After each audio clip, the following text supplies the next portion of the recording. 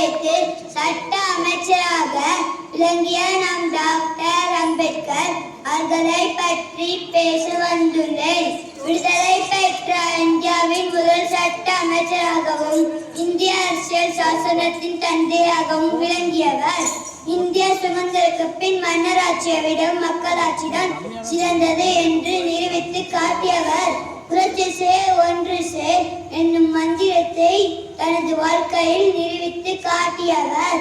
மத்திய பிரதேசத்தில் மாவென்னும் இடத்தில் ஏப்ரல் 14ஆம் தேதி 1891ஆம் ஆண்டு பிறந்தவர்.